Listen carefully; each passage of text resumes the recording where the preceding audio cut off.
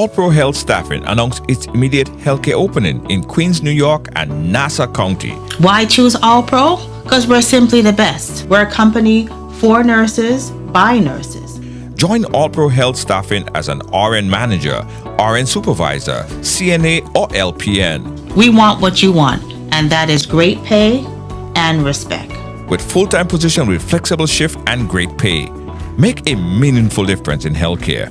Apply today at services@allprony.com. Call 516-387-4246. That's 516-387-4246. Your healthcare career starts here with All Pro Health Staffing. Choose All Pro. Call now.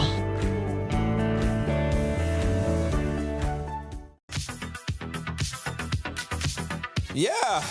Yes, and yes. Welcome to Ride Along Live for today, Tuesday. Yeah.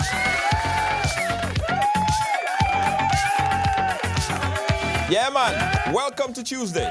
Welcome to Tuesday. Bienvenido to Tuesday. Guys, and today, I want a little come with the same energy. I don't want people to say, oh, they just only like drama. I want people to see that the audience, far and wide, is interested in very pertinent information that is useful and necessary for your own self and for your own children. So share the same energy. Yeah? Share the same energy, guys. Right along live for today, Tuesday.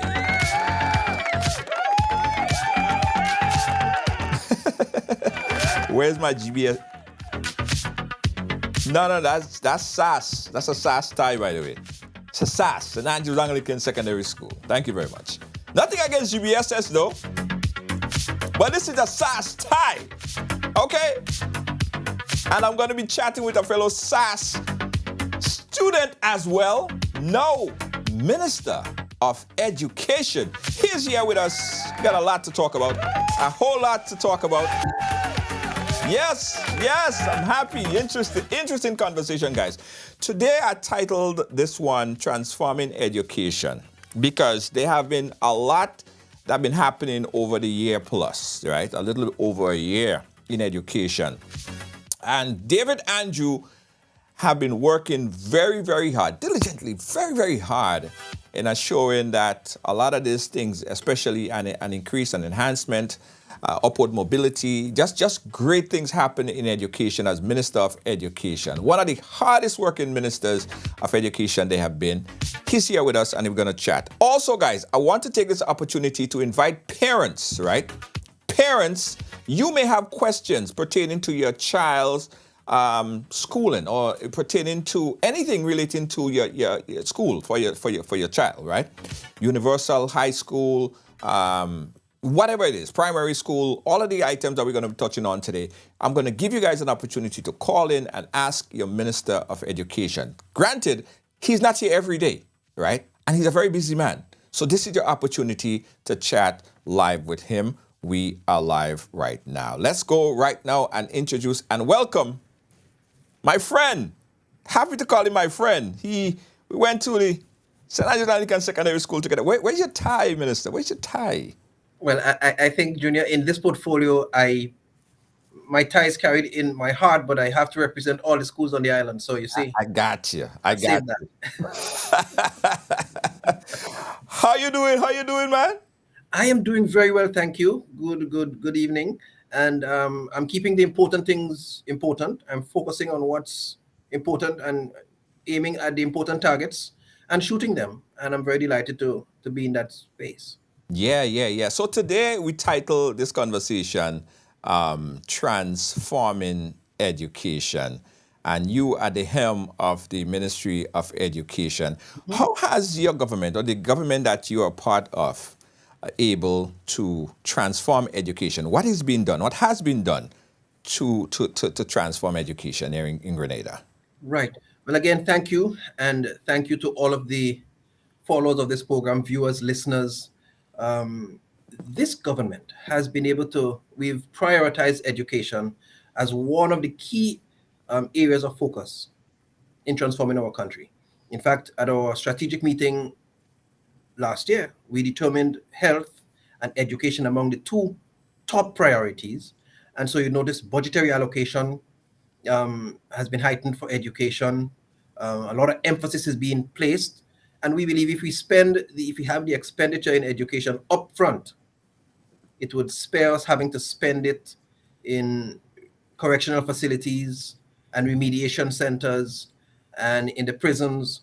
So we are quite determined as a government to put the investment from early childhood come right up, because that's an area we have not spoken very much about too, but a lot of emphasis is currently being placed here at this ministry on early childhood. But we want to definitely, we are putting the emphasis on education to ensure that the yields over the next few years turn out really great. Yeah. Right, right. One of the one of the big tasks, or one of the big things that the ministry took on at a very early stage, was to provide universal high school for kids moving up from primary school going into high school, right?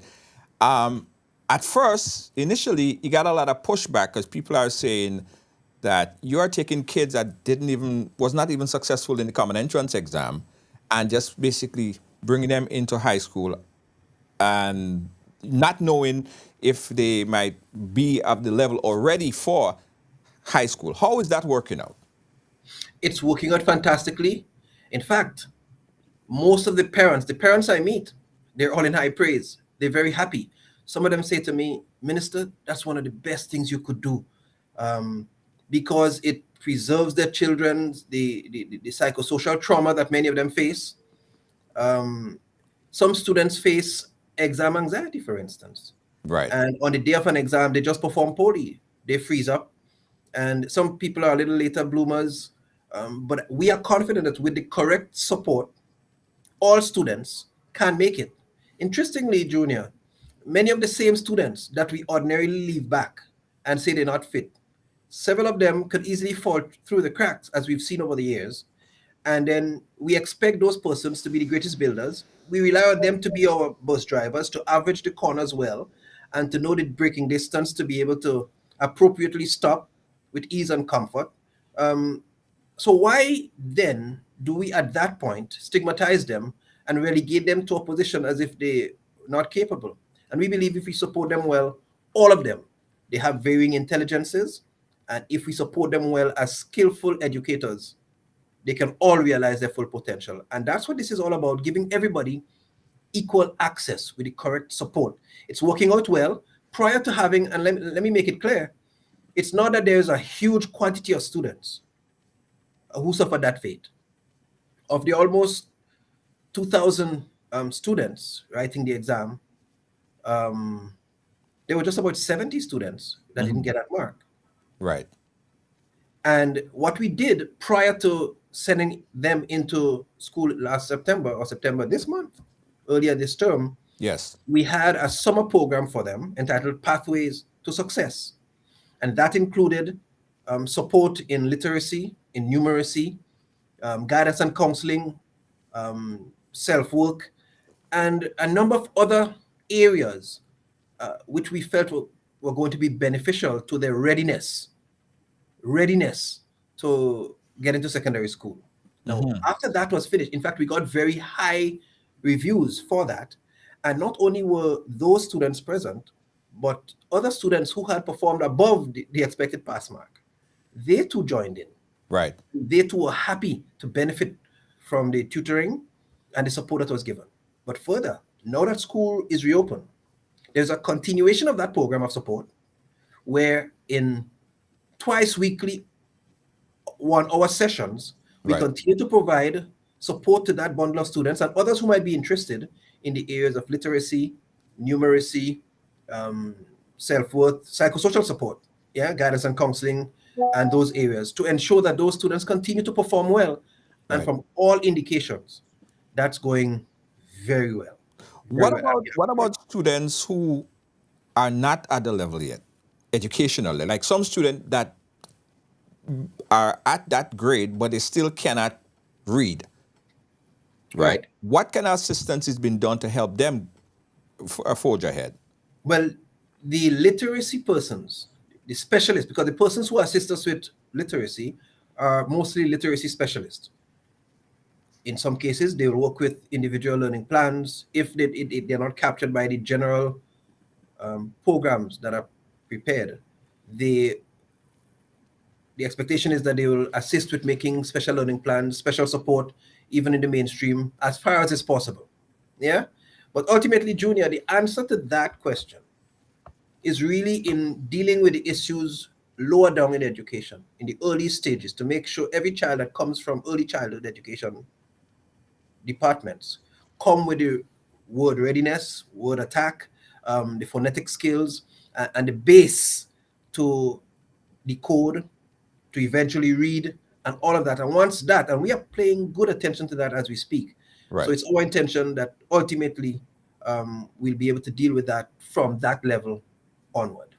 But are the teachers in that class, like the Form 1 teachers in secondary school, are they ready to accept these kids and help them get to the next level? Well, it's our anticipation. I mean, generally, most teachers try their very best to help students along. You find from time to time teachers feel a sense of urgency to complete their syllabuses and to press ahead. And so sometimes the additional help that might be required, they may not feel inclined to give it. And particularly if students are challenging in terms of behaviors. And hence the need for that support program. We might also work with teachers to give them strategies. The guidance counselors in schools can help with that too, to give them strategies that they might use to be able to deal with the more challenging groups of students. But we anticipate that students, teachers themselves will buy in and support. And so far we have been getting that, but we are going to continue to support. That's all I can say.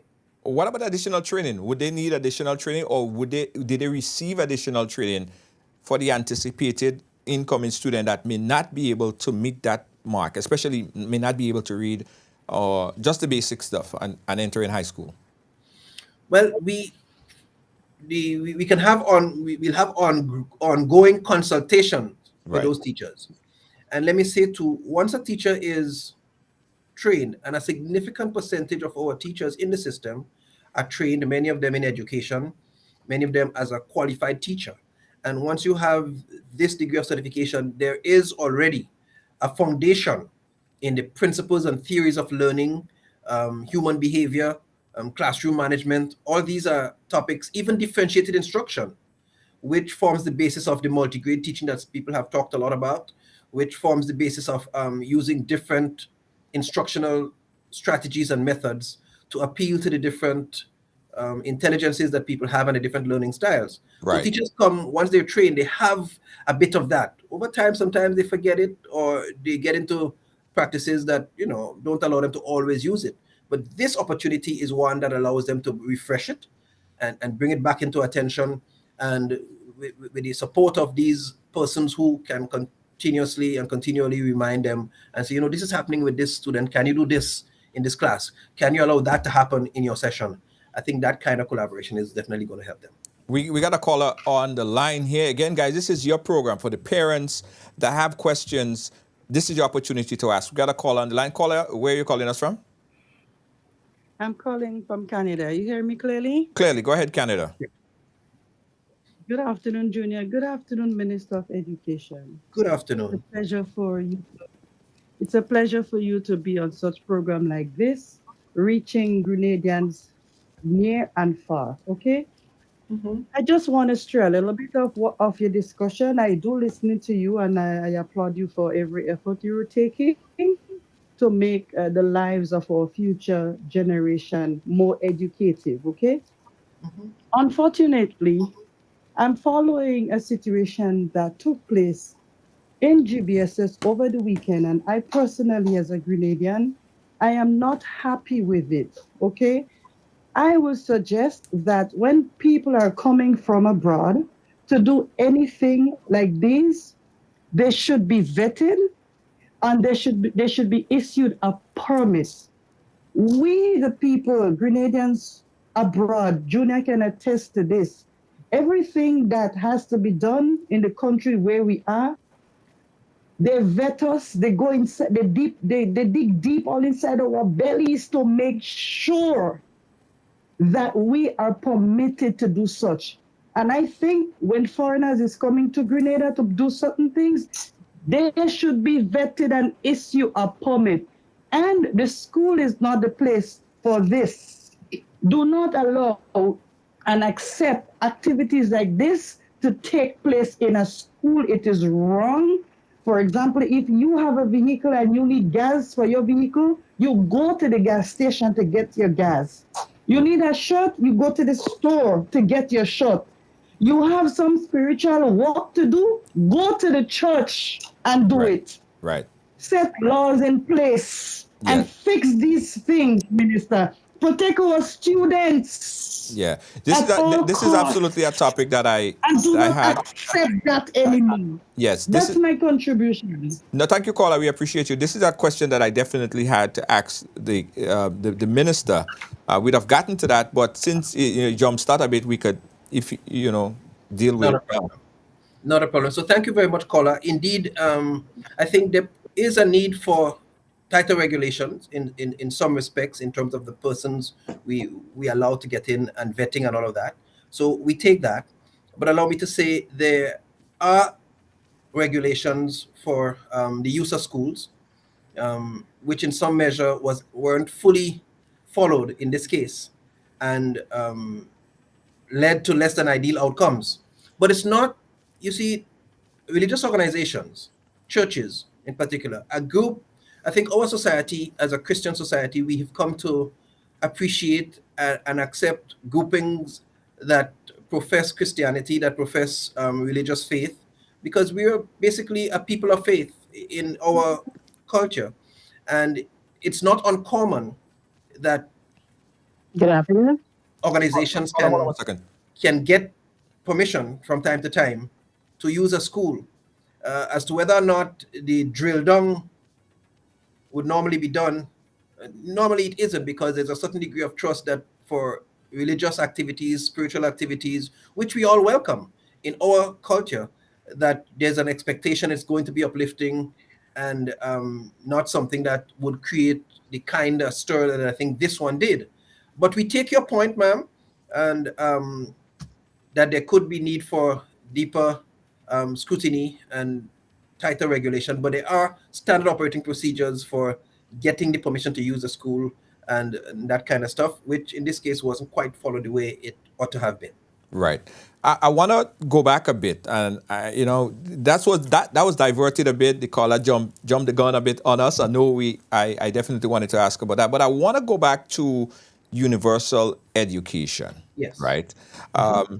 Specifically from the teacher's perspective, and someone reached out to me and they said they said that they're teaching in a particular school in Grenada, and they are teaching a Form 1 class. And they said you'll be surprised by the amount of students that come into that came in that cannot read. How is that possible that they were upgraded from all these different forms and then reached to Form 5, they were transferred to secondary school, or Form 4 and transferred to secondary school and can read? How did that happen? Well, I mean, I'm not sure I could give you all of the answers. But you see, if the students don't get the fundamentals, which is why I alluded to our focus on the early childhood education, Yes.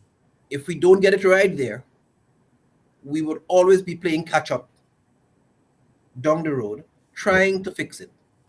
If the students get the word attack skills and they get the phonetic skills and the phonetic basis well in the early childhood educational experience, Right. the rest of it becomes incrementally easier as you go along. And so that really and truly is my focus. And I think there have been some challenges. I can tell you from my experience as a teacher, there have been some challenges, and I've had 3 children pass through the education system. I'm passing through them, let me say, at different levels. One of the things that happens, let's say for early childhood, because we tend to have a decently recognized early childhood program.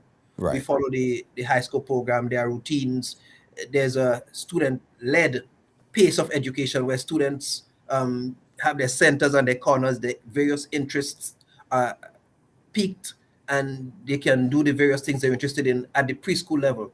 And sometimes I think one of the challenges we have is that after they get from preschool into kindergarten, there is a different kind of style, that a shift in gear where we become sedentary, and discipline means staying in a spot a little bit more. And there are some grades at which some of the competencies in my mind that need to be anchored, sometimes they don't quite get anchored.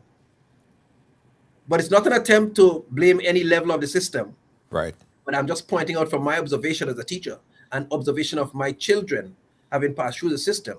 I've Right. seen some of that. Now, I've been a teacher, I am an educator, so I've been able to work around it. For instance, my children, um, they worked well with some of the reading softwares. We simply bought them and had them self-teach, and we were able to work with them with all of the diphthongs, the phonetic sounds, and all of these things. So we were able to support them. Now, the aim that we have is to get that kind of structure down in the early stages to ensure that going forward, the next batch of early childhood students come up with the right foundation, to make sure gradually we eliminate that kind of literacy and numeracy challenge that we are faced with and that has been pervasive for quite some time. Absolutely. Keeps have a very important question, but before I read Keeps' question, I want to go to the call again. We got another call on the phone. Again, parents, this is your opportunity. We've got a caller on the line. Caller live, where are you calling us from? I'm calling from New York. New York, go right ahead. Mr. Minister, as a child, the school system has failed me. And the reason why I say that, I was sent home from school for something that I did not do by the principal. But because my mother was a single parent and she never followed up on what had happened in school, I was thrown out of school and my school years had been cut short. So I like to know, in a situation like this, if something had like this happen to a child growing up, what system do you have in place? Because nobody sought me out, nobody came to see whether or not why this child is not coming to school or what the problem, and I was just left without my education. So I'd like to know, what system do you have in place for incidents or situation like this?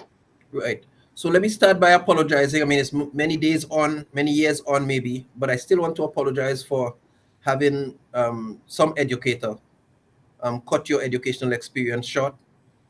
It's not the kind of thing that anybody deserves to receive, even if we've had challenging behaviors. And in your case, you reported that it was something that you didn't even do. So my apologies for that. Right. What systems do we have for that?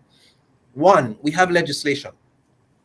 No educator, no principal, no teacher has the right by law, by the Education Act, to expel a child. The minister has that portfolio based on the Education Act. And as minister, I don't want to see any child out of school that wants to be in school. Because if you take them out of school, then you're going to deal with them on the gangs, you'll deal with them on the block, probably smoking, drinking, or some kind of violent stuff. So I am prepared to struggle and fight with them for as long as they are eligible for education and they interested enough to want to be there. We're going to do all we can to work with them. But the law provides for that, I'm just saying. And then not only the law, we do have in our system school attendance officers. So there's a student support services unit. And in that unit, we have guidance counselors, we have school feeding officers, we have school attendance officers. So once there's an irregularity of attendance, or there are truancy concerns, whatever it is, if a child misses school for a certain number of days and there's no excuse, the school attendance officer, by law, can seek that child out. Right. Can get the police involved. Okay. Can take the parent to court through the chief education officer. These are systems that exist in our education setting. So apart from the fact that at the minister's level, we don't want to see children out of school, there is also the element that the system is equipped with school attendance officers to make sure that students attend school. And we have some officers that do some rigorous work. I know that there are parents who are currently in the court system because of failure to let children go to school. Yeah. And that's there. They bring the police to warn them. They give them warning letters because we want children to stay in school for as long as they can. Mister, I remember back in my days going to school, there was a situation where women, young girls, became pregnant at a very early age. And that was the end of schooling for them. Whereas the guys was free to continue their education. Has there been any changes with that? Well, the law is clear. I mean, students have a right to education. The mandatory age for secondary schooling is till 16 at this point. This Right. government has already taken the first few steps to do the legislative changes to make it 18, because we want students to stay in school much longer. So I'm hopeful that before the end of the year, we can get that legislation enacted, or if not by the end of the year, if it doesn't get in there, certainly early in the next year, we anticipate that will be so. So, but once a child is under that mandatory school attendance age, pregnant or not, child mother or not, the child has a right to education. In fact, I remember we've had a few cases where students gave birth and returned to secondary school. Several years ago, I know of several cases, and one of them as recently as within the last 3-4 years. Right. Yeah. So it's something that happens. One of the things we need to be aware of, though, as I share from a psychological point of view, is that we have to recognize that when a child, and that's why we have the program for adolescent mothers, PAM, which is tailored specifically for young teenage mothers who gave birth and they want to continue their education. Now, there are the challenges with that program because you have different combination of subject interest among these mothers, and then you don't have a full slate of teachers. And although the ministry is committed to supplying those teachers, I think that's part of the agreement. But the challenge is, though, when you take a lactating mother, for instance, who comes back to school and who has to be guided by the school regulation and the policies, and who has to sit in class, we have to understand what her physiological makeup and her need to nurture that child would interfere with her ability to fit into a regular school setting. Right. So sometimes people think it's just a case of send her back to school. But when you sit and you discuss it with the family, sometimes it might just be in the child's best interest to take the education in a setting that is more accommodating to them, where she can come to school with the child and the child is being taken care of right next door, where she can be allowed to go and breastfeed that child and come back to class. These things will not be so readily accommodated in the mainstream. And then you have to consider the taboo and the teasing and all that. But if a child and a parent wants to come back to the secondary school, they have the ministry support, they have the legislation's support, and that we will support any day once it's in the best interest of the child. Right. Colin, do you have any other question, follow-up? All right, I guess not. All right, so Kibbs wanted to know, is there any psychologist that can measure and identify children with dyslexia? So we do have a special needs department at the Ministry of Education, and once there is a referral done by a school, by a teacher, by a counselor, as it relates to students' poor performance, the officers are equipped, yes, to diagnose and to test and see on what level of the spectrum that might be. And so, yes, we have that. I think our challenge in that regard comes in two areas. One, we don't have enough of those officers. And two, sometimes the early identification is lacking. So sometimes students struggle for more years than they need to struggle before it's picked up. And so the remediation will take a much longer period of time than it ought to have taken if it were picked up, say, 3 years earlier or 4 years earlier, or when the child was in the earliest years. So yes, we have it, but we need a lot more strengthening and resourcing in those areas. Absolutely. Again, guys, giving you an opportunity to chat here with the Minister of Education, making himself available for the parents, for the students to call in and ask your questions. It's very, very important, guys. If you have a question, post it in the chat, but we also really like if you could call in and put your voice on record. Again, the number you call, 718-701-5720. That's 718-701-5720. Val wants to know, Mr. Minister, will there be any programs for autistic kids in the future?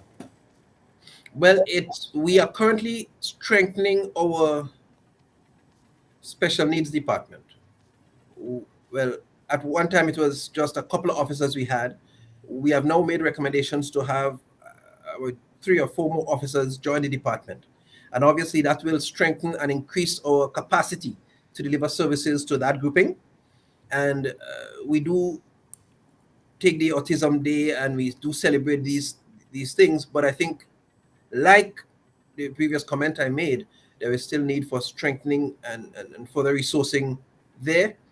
And the more resourced we get, the better able we will be to deliver individual learning plans and programs for some of those students in the mainstream, as well as in some of our special education schools. Just today we were at a function where some wheelchair adaptable buses were handed over to the Ministry of Education to facilitate education and the transportation of students with special needs by the Maria Holder Foundation. And we are happy to receive those. So yes, we are making strides, and the more we resource the department, the better equipped we will be to offer services to all of those special categories of students. Absolutely. And you know, I while I was in Grenada last year, I got a chance to go into to SAS, and I saw that they had a music lab. And I was like, wow, I would have loved a music lab when I was going there, because I used to beat on the table. And my then principal, Mr. Michael Peer, used to, I used to have to go to the principal very often for beating on the table, because I just had music inside of me I wanted to get out. But now the kids now could have a music lab and other ways of expressing themselves rather than just only being able to read or write. They could express themselves in so many different ways. So I like the expansion in education and different things that's available.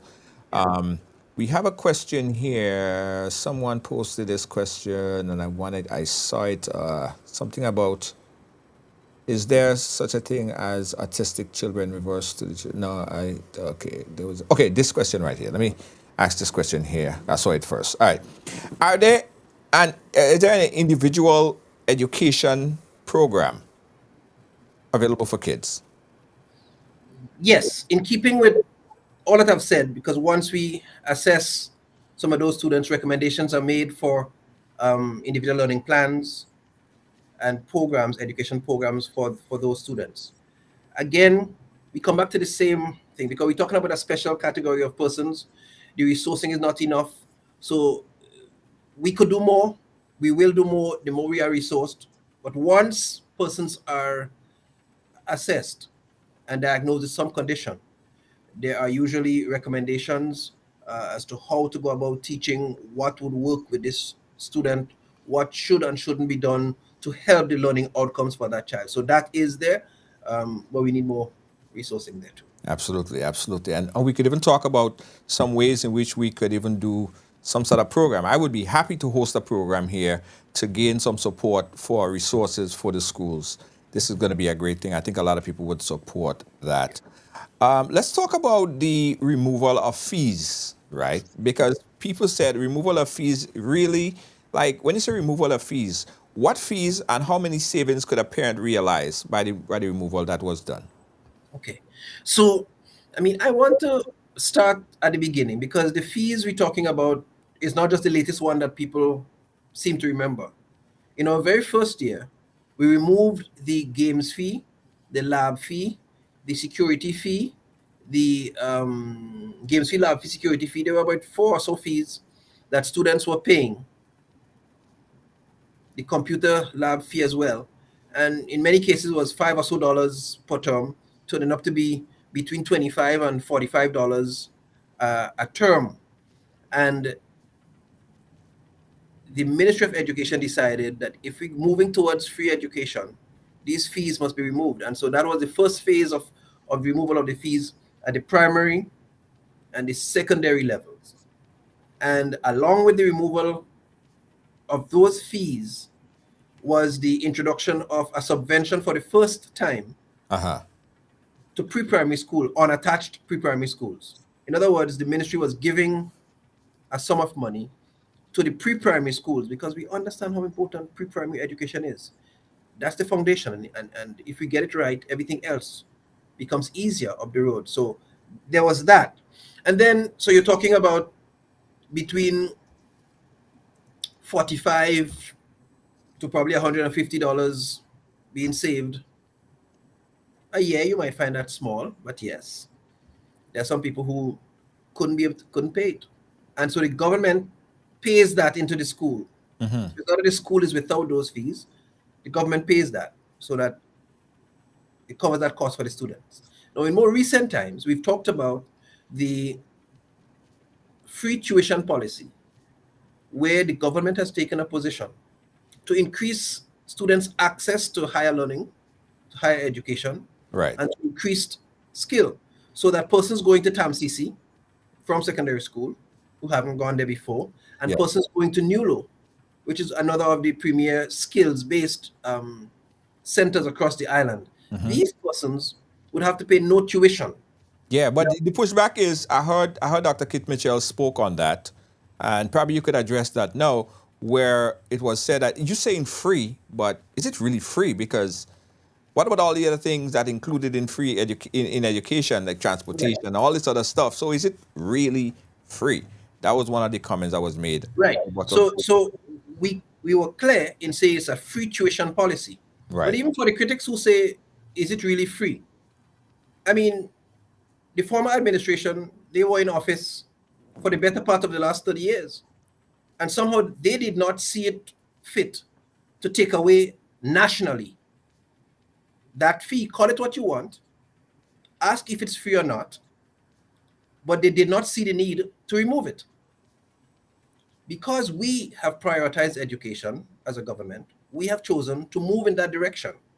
And we could have debates semantically about if it's free or if it's not. At the end of the day, it's $810 that a parent no longer has to find to put into the hands of his or her child to go on to do CAPE or advanced level studies or to acquire a skill in NULO.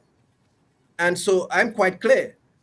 We could argue as to whether or not it's free. There are other fees, but we are removing the tuition. And it's a step in our continued journey towards completely free education. So I am very confident it's a great move. In fact, when I go into the communities, we get tons of praises for it because parents understand the challenge it takes to find $810 to pay per year. And in most of the cases, you need to pay upfront at registration. So then the removal of that makes it so much easier for lots of people to access higher education, to access a skill, and that is part of our skills strategy to ensure that more of our young people stay in school longer and get access to higher education to become more employable and to be able to when they want a job, they actually have a skill set Right. that fits into the market. So let me make it clear. It's not completely free. This administration is on a journey towards completely free education. Yes. However, what we are announcing now, what we have announced, is the free tuition policy. Tuition is usually one of the most significant costs. And Yes. certainly in TAMCC's case, it is the most significant cost that students will face.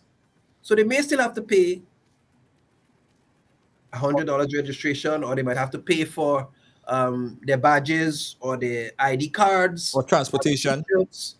Yes, transportation and some of these things will still, and by the way, there are other support programs that the government has, like SEED, like tuition assistance and some of those things that give support in some of these areas, albeit that there is need to have some review given the adjustments that we are making to spending in education. Right. They're up for some review, and that's going to be soon done. But I'm saying all of these programs of support are still there. They have not been taken away. So I'm happy we are doing it. And if people felt they want to play on words and talk about if it's free or not, it's $810 more that parents now have in their pockets to be able to help with transportation or to be able to do something else. And we are happy to contribute to this, to the children's access to education and improving that. Absolutely. Mr. Leslie McQueen over there in Florida. How you doing, my friend? Leslie, he's asking, how about skills training? How soon do we plan to implement that program in schools? Well, I'm not sure about how soon we plan to, because it started already. Because we have, for instance, at the very primary level, we've done a number of things in schools.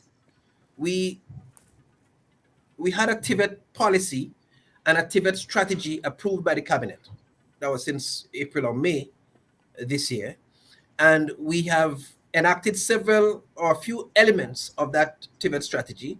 For one, we have expanded the offering of technical vocational education and training, which is TVET, in primary schools. So we've reintroduced it in primary schools.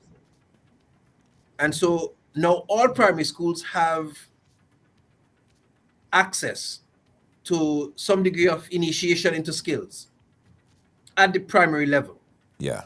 And that we believe is going to translate into greater uptake in the secondary school. Because you remember, we are dealing with a situation where several people see this as taboo. Yes. Skills come from a background of being stigmatized. So people say, he's not academically inclined, so let him go and do something with his hand. Or he boy is really not taking the books, and let you go and do something, let you go and do a skill. Right. And we frown over that outlook, but it's our hope that if we expose all students to it at the primary level, albeit it's no deep fundamental workforce ready skill set, but it's just sensitizing them to skills, we'll pick their interest, and at the secondary level we'll have stronger uptake, and that later down by third form, at the end thereof, at the end of third form, they could have pathways to determine whether they're going a skill way or some other general education way. And that we know eventually will be fleshed out. So that's happening already in terms of the expansion in primary schools. There's further budget Right. to expand further in primary schools, because what's happening is that one school is serving a cluster of about probably 6 schools. What we want to do is to retrofit a number of other primary schools that have the space to accommodate one or two of those skill centers. And it's not going to be state-of-the-art per se equipment, but machines and stuff that will allow the students to get sensitized to skills using local material in some cases, so that we'd have probably about 3 schools using a center, so that there's stronger reach and probably more grades will be able to get exposed and sensitized to skills. And that is already in budget. Scope of works have been prepared, so that's soon to be realized. And then we have the plans for the development of centers of excellence. Now, in some schools, we already have skills. We already have the CVQ, which is the Caribbean Vocational Qualification. And some schools are already doing them. But those require state-of-the-art equipment. Right. They're expensive because you have to do these trainings to industry standard. And so you have to have the latest machines. You have to have, and that's costly. And that's where some of these programs fall down. And we are currently looking, we know we can't do it across all schools. And so that's why we're talking about centers of excellence. Yes. So that we have a center where we know if somebody is interested in auto mechanics, for instance. Boca Secondary seems to have had a long-standing knack for auto mechanics. There are some schools that have had a long-standing knack for construction or for something else. And so we are going to work with those schools to build out centers in those areas. In addition to that, we have centers like the National Skills Development Institute, NSDI, which is in Snellhurst and Patrick. Right. And they make excellent furniture. I mean, the desk I'm sitting on here was made there. And we have earmarked centers like those to become centers of excellence, not just for school, but for the community too. Right. So we'd expand their operation to take on teaching, production, and skills training of persons in and out of school while they produce with state-of-the-art machinery, upgrade to include some computer labs so that they can do the AutoCAD and even the designing and all of those things there as well. So we have a lot of plans in relation to skills. Plus, we are going to revisit the skills plan because we want to get our industry a lot more involved. Yeah. Because in countries where skills succeed and make a difference, Germany, the Netherlands, those societies, I think one of the key things is that the industry, the business community, they get involved, they drive what's done in skills because they're the ones benefiting. They don't just throw up their hands and say, well, we don't have qualified people in this area. We don't have this. We don't have that. They spearhead and say, this is what's needed in the industry. Yes. We are in the front line. And of course, they partner with government, they partner with other agencies to ensure that there are standards, and it's monitored, and you can convert informal education and competencies Right. into a framework that can say, how competent is this guy? Because we have some people on the ground who they've been building houses since they were 18. Yes. So they can build it, but they have no certification. True. How does that equate? Where does that level of competence leave you? What framework? So some of these things we need to tighten up to regulate.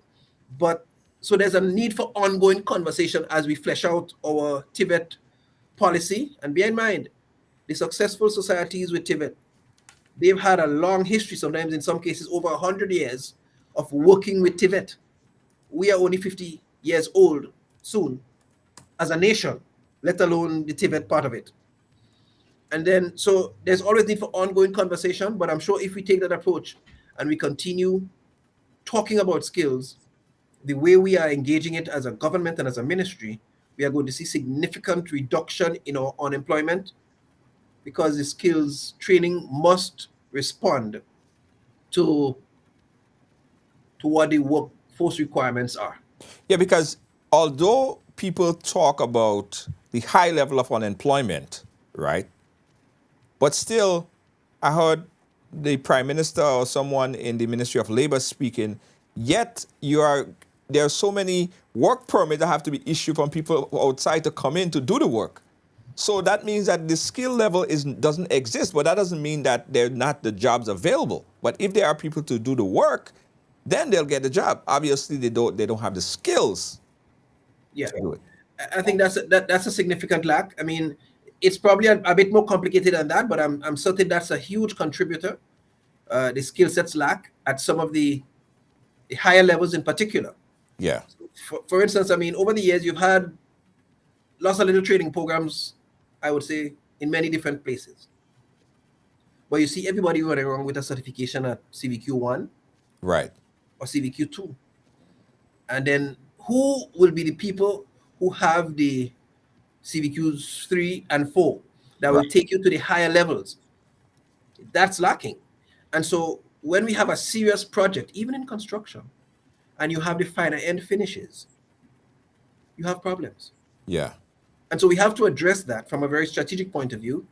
And I'm keen to continue leading the charge to see that happen as we reposition skills and as we refocus it to help Grenada and to prepare our citizenry to take the opportunities that exist locally and to prepare them to be able to compete regionally and internationally as well. Absolutely, absolutely. Guys, again, this is your conversation. We have the minister here. He's not here every time, but he's here now, and we want you guys to call in or type in your question there. We got another caller on the line. Caller, live, where are you calling us from? Hello? Hello? All right, I guess the caller got cold feet. All right, Minister, let's talk about the innovation and technology and how technology is playing such a big role and how the curriculum may have to change based on the change in technology. For instance, ChatGPT is one of the newest innovation in terms of technology. In fact, there have been a lot of regulations here in the U.S., even in schools. My son goes to St. John's University here, and they are opting, or they're asking, or they're hoping that the kids don't use ChatGPT. But however, ChatGPT is a wave of the future, right? How is this type of technology being incorporated into the school system, knowing that this is where it's going to be in the next couple of years. Probably the things that you may have, that you may learn now, may not even be necessary in, say, in the Yeah. next 5 years. Yeah. It's it's I mean, almost a scary thought, really. But the reality is that's where we are. Yeah. I mean, and in our case, we are choosing to deliberately include the technologies. Now, the ChatGPT is, I mean, not even yet regulated here.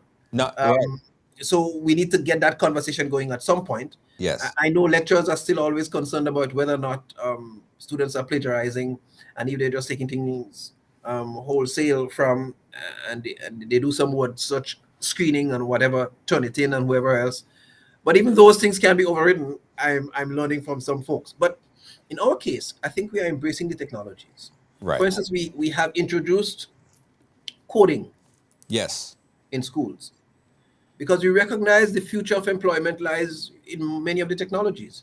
You pick up your phone and you look at it.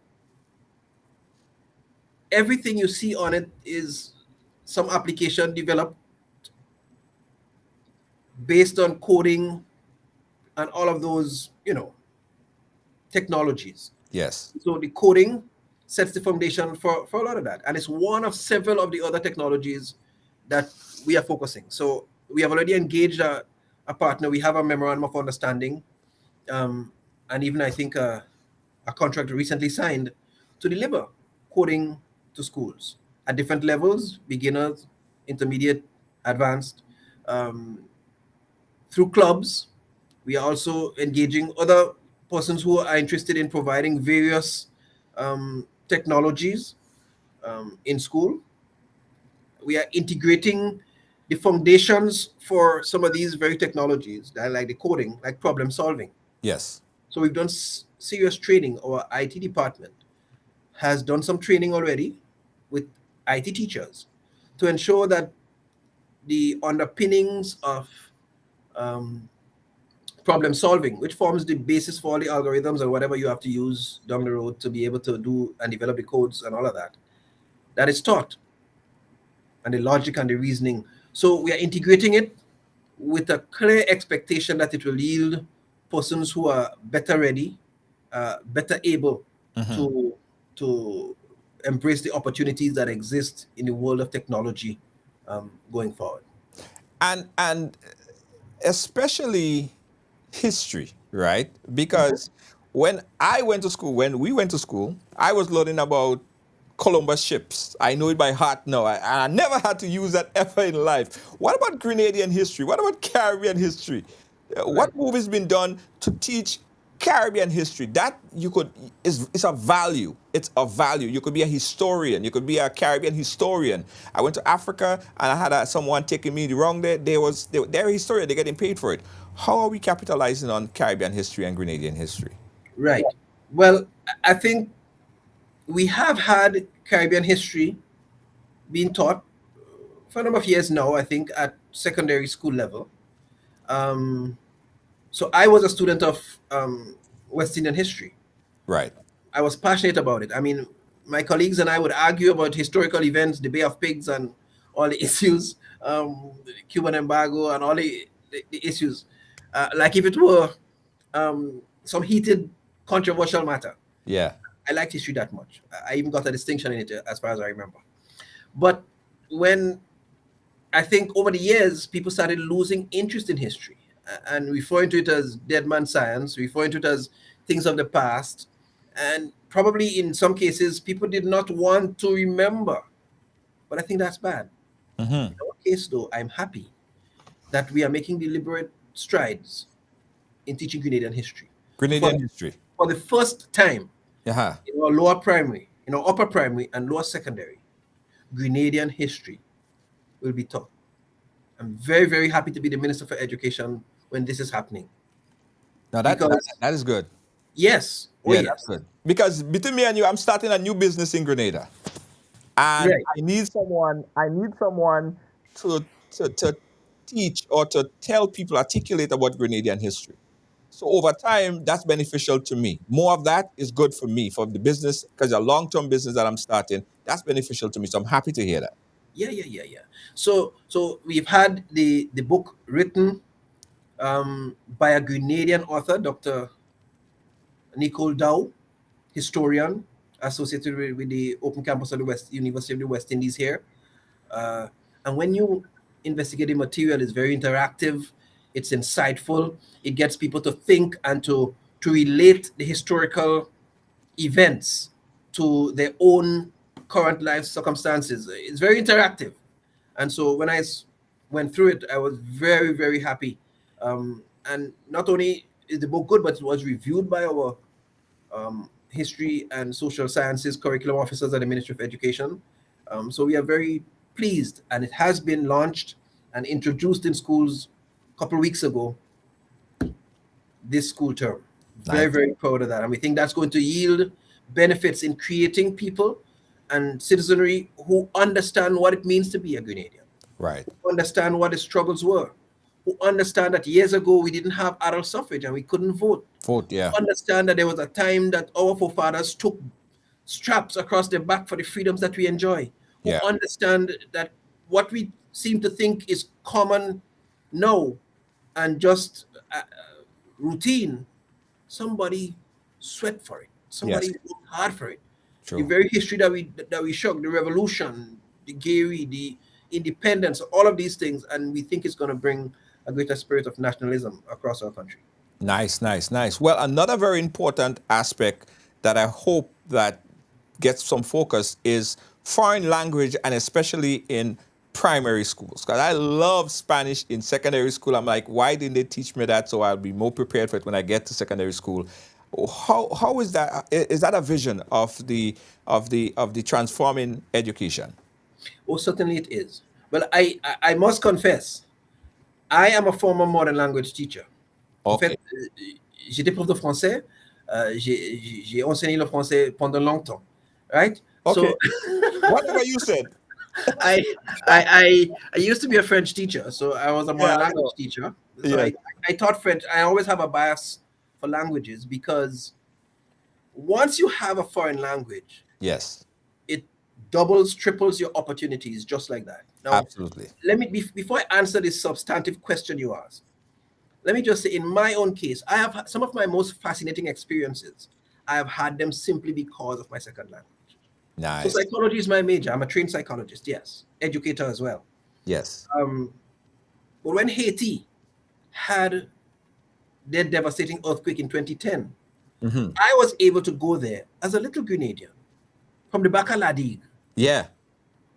to offer psychosocial and crisis counseling and relief services to the survivors of the Haitian earthquake in the Dominican Republic, simply because I could speak French. Yeah. Yeah, and that gave me an opportunity that I believe, I mean, is second to none. Yeah, Junior, just allow me to plug this in right here. No problem, no problem. Guys, we give you opportunity to call in as well. We still have the phone lines open. Yo aprendo a hablar español en mi escuela, right? So I have a bias to Spanish. French was beaten to me. I still remember that one French poem that was taught to me by Mr. Douglas in high school. It's called Petit Caméléon. I say it with pride every time. That's the only French poem I know. I know a little French words, but Spanish, I'm biased. I'm biased to Spanish. Right. Good. Foreign language is great. Right. So to come back to your question, though, apart from giving you all these opportunities, the reality is that the brain neurologically is best wired and suited to acquire language in the earliest stages of life. Absolutely. Absolutely. That is why a baby is born and you put that baby in China, it learns Chinese. Yes. You put that baby in Germany, it learns German. Because Yes. the brain is naturally wired to acquire language skills. Yes. The same way in English, we don't tell babies much of what to say and how to say it. They just But learn it. they listen and they learn it. The brain is wired for that.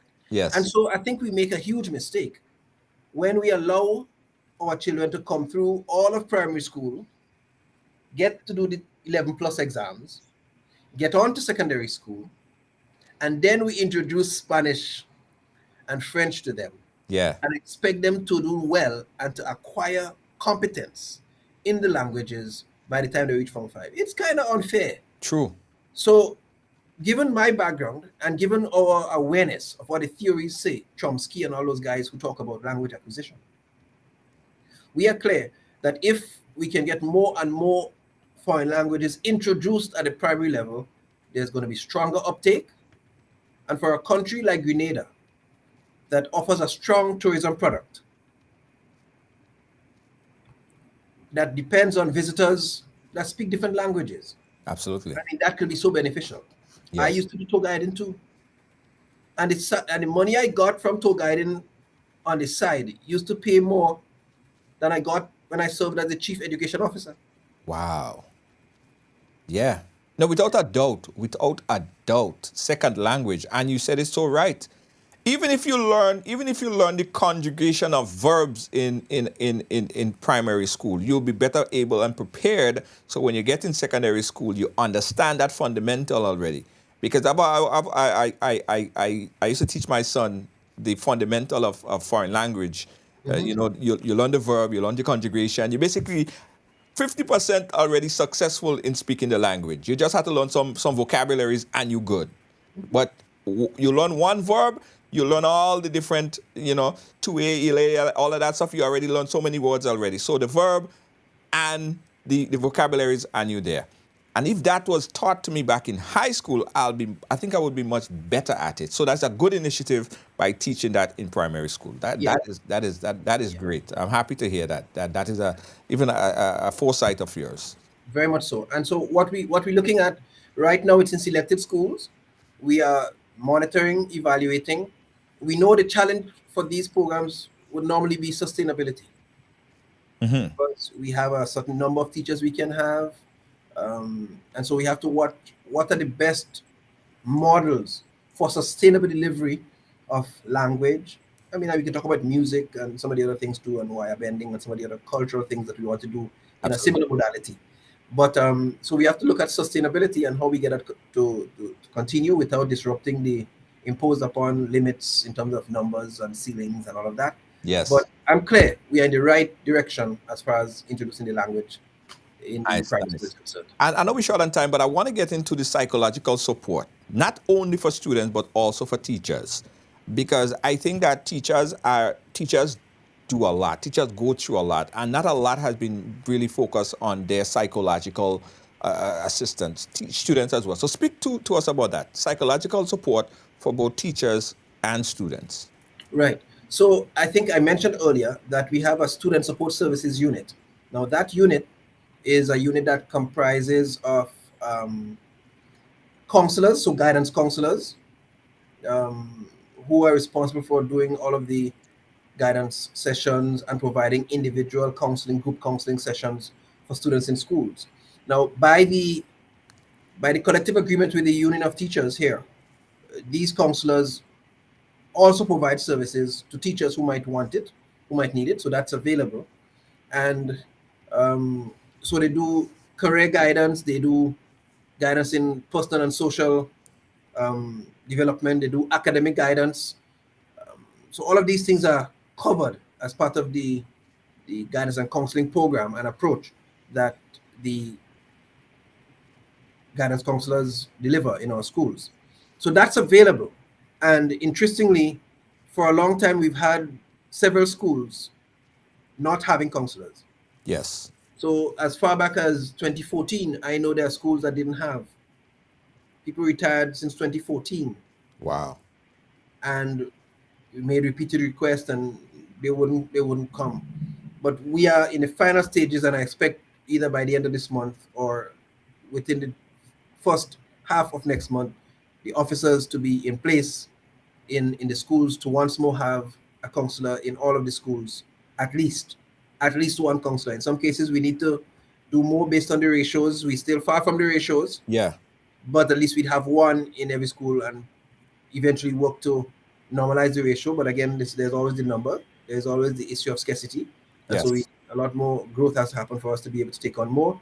But we are happy to report that we've gotten the clearance to put the officers in, and we're in the final stages of doing that. And I anticipate within the next month, within the end of this month to middle of next month, we'll have them in place so that students can once more have the support the psychological support of a resident counselor who will do preventative sessions in guidance and counseling sessions at class, which are useful in terms of identifying at-risk students. You, Yes. for instance, talk about something in family or in communication, and you might spot a certain awkward response from a student, and the trained counselor or the person trained in the behavior sciences would be able to reach out to that child and say, "Hey, I recognize that you kind of got quiet when I mentioned ABC. Right.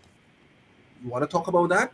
And it gives you an opening to be able Yes. to reach that person before they end up sliding into a place. So there's the preventative arm, the preventative element, and there's the curative where persons can, teachers could refer, as well as parents could refer. If a child gets into any misconduct, part of the remediation might well be a recommendation for counseling and stuff. So I'm happy that we are boosting that department, and that was one of the commitments we gave once we got into office. So I'm happy that we are very close to ticking that box again. And it could also work as a crime preventative measure Oh if you were yes. able to isolate a situation before Oh it yes. escalates into somebody pulling a knife or pulling a big stone or a cutlass, whatever Yeah, the case might be. And that absolutely. would be heavily recommended. You know, last year I spoke about, and I know you have to go, so this will be the last round of, quite some information. I wanted to introduce the Big Brother Mentorship Program. If everybody can see it on the screen, this is something that we plan to do since last year. The Riders Big Brother, Big Sister Mentorship Program. It is still on the way, and I think that it needs to. We need to even push further ahead, because I think now is the time that we need people like myself, even Mr. Killer, people that those students might look up to. We might even be able to save so much more, because things they might tell us, they may not even want to tell to their parents, and we may be able to guide them on that right path. So this is something that we're very passionate about, the Writers Big Brother Big Sister program, and hopefully we get the endorsement of the ministry so that we could adapt this type of mentorship program in schools. But certainly, the mentorship concept is one that we will be happy to embrace. Um, we need to have more of it throughout our communities. I mean, you know how many young men need a strong model, a strong, good male model to follow, where True. he could learn how to deal with conflict, where he could learn how to get angry but still manage himself, where he could learn that disagreeing with somebody doesn't mean slapping them, where all of these things can be done through mentorship.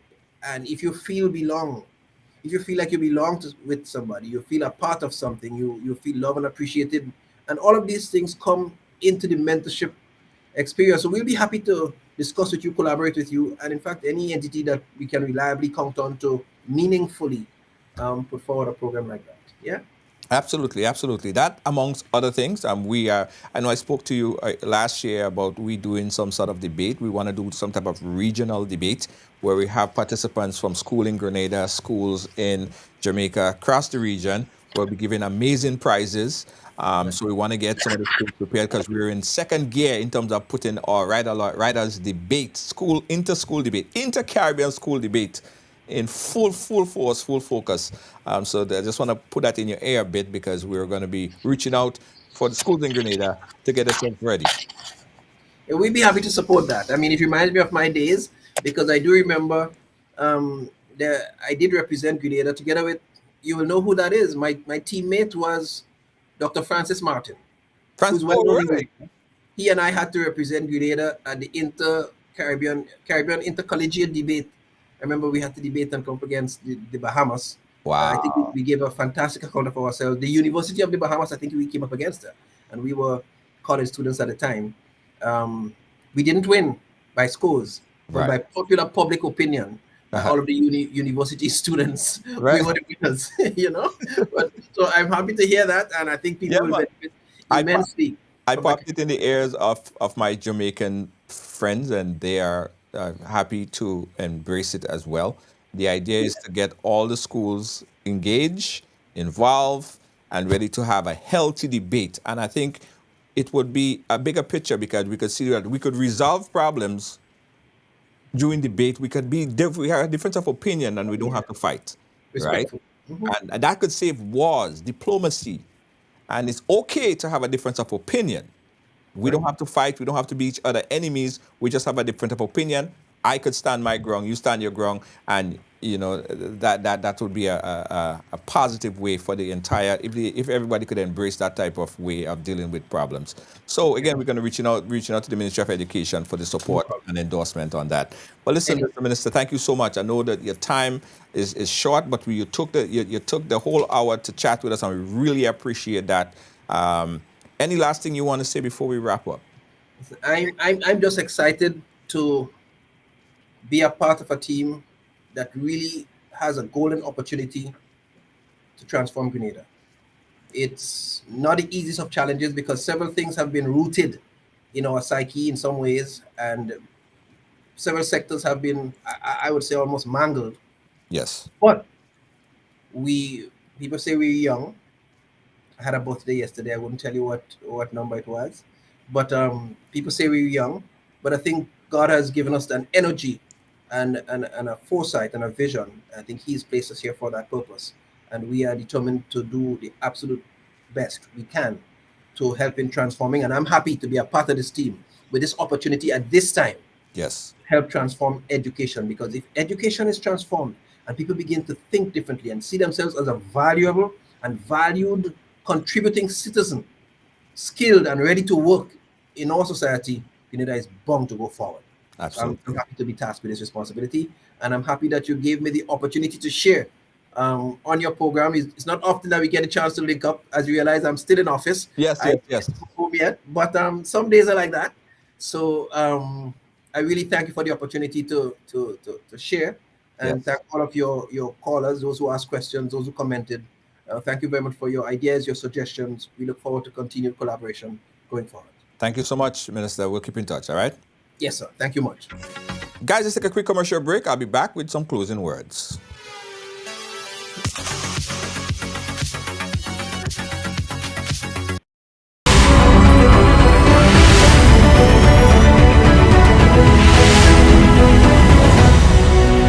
Right Along Live. Advertise with us and reach millions daily, weekly, monthly. Yeah, over 10 million per month. It pays to advertise with us. Reach more and let us send your business viral. Advertise with us and reach more. Miami Carnival Friday, Jab Touchdown. An electrifying night of pure Grenadian vibes. Friday, October 6th at 24 Carat Studios, 6741 Sunrise Boulevard, Bay 29, Plantation, Florida. Straight out of Grenada, the Jab boss himself, Tall Bree. I am the Jab boss. Oh, you mean? The sensational Skinny Banton. What I do wrong again, lad? And the Groove Master, Randy Isaac.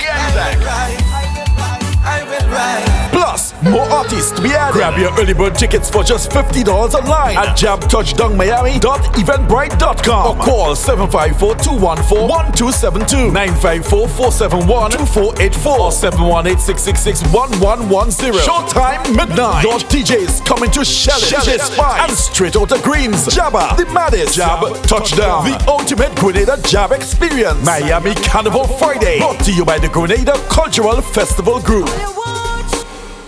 Now, get ready to conquer the road with Zion Driving Instructors, conveniently located at 1782 Flatbush Avenue in Brooklyn, New York. We are your ticket to driving success. We are known for and specialize in the best rates for driving classes, ensuring you reach your driving goals affordably and efficiently. Our expert instructors offer personalized one-on-one training, making you a confident and skilled driver. Plus, we offer convenient 5-hour classes and various packages deal to give you even more value.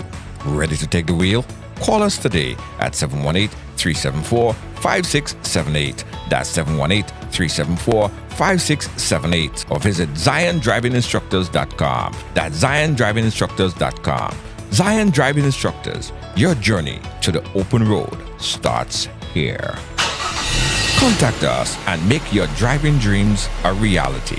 Mention this ad and get a 5% off selected package.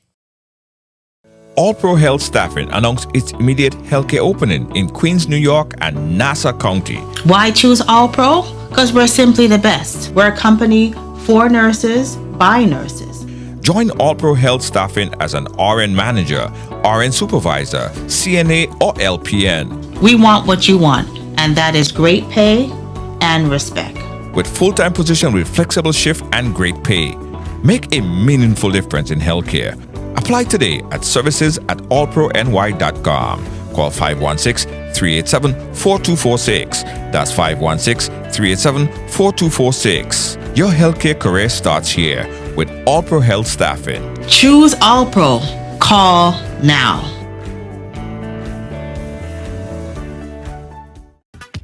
Yeah. Folks in Florida, NDC Florida chapter invite you to the inaugural gala at the Floridian Ballroom. I am going to be there. Yes, I'm going to be there. I want to see you guys in Florida. Get your tickets now. Special guest, the Honorable Prime Minister Dickon Mitchell is going to be there as well. Prime Minister of Grenada. Tickets, $200. Early bird tickets probably sold out already, but you can still call for more information. The number you call right now is 203-984-8738 or 305-528-9465. Florida, South Florida. The Floridian Ballroom, the inaugural gala event. It goes down on Saturday, October 14th. That's Saturday, October 14th. Doors open at 7 p.m.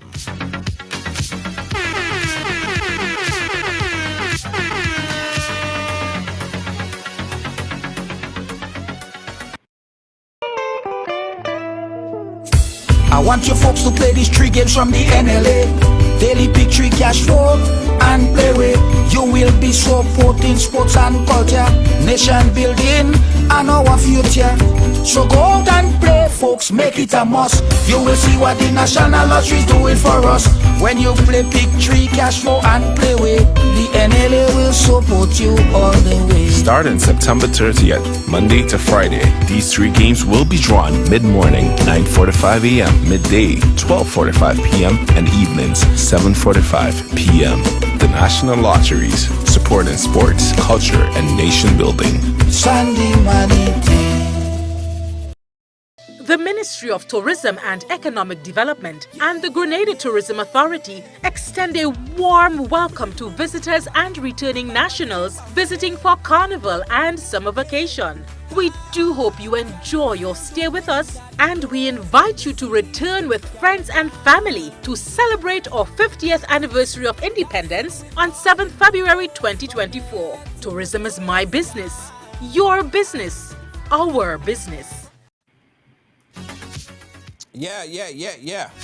All right, guys, listen, thanks for watching. Thanks for being a part of our program, guys. This was a really good engagement by the Minister of Education. I'm very, very, very happy about quite a few things. One, the introduction of foreign language in some schools right now. It's happening in some schools right now in the primary level. That is a great initiative, and I hope that that existed when I was going to school. Probably I'll be even better at Spanish, right? Great initiative. Plus a number of other things. Guys, don't forget that parents, you should be the first contact for your child's education. We spoke about kids going to the secondary school system and they can't read.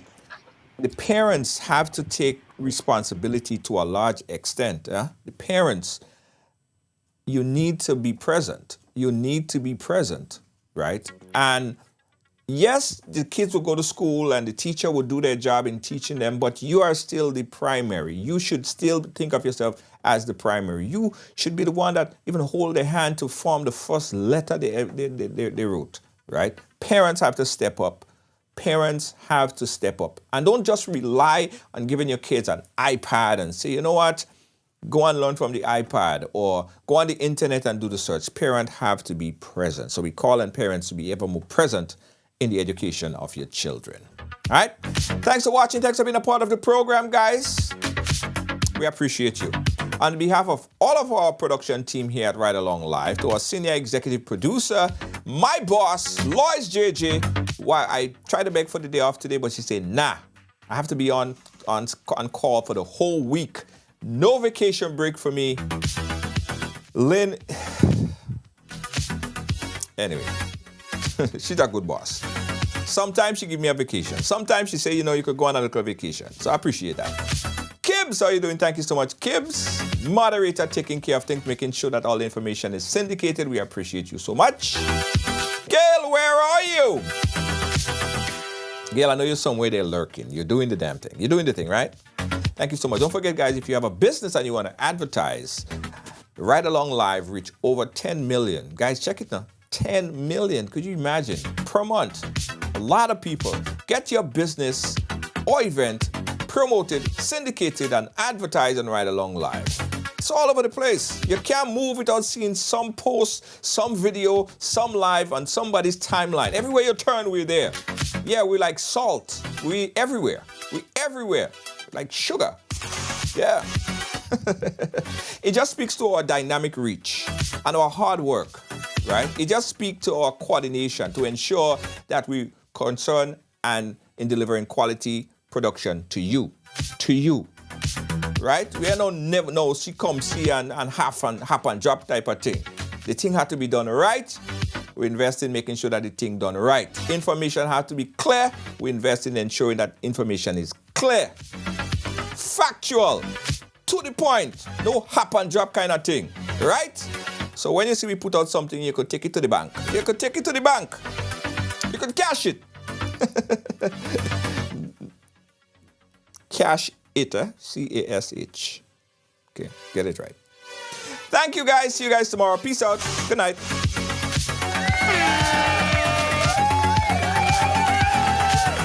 Hey, Lydia. Good night, Lydia. Good night, Wendy. Velma, Kibbs. Oh, Kibbs says I'm taking too much vacation. Lord of mercy. See you guys tomorrow. Bye-bye.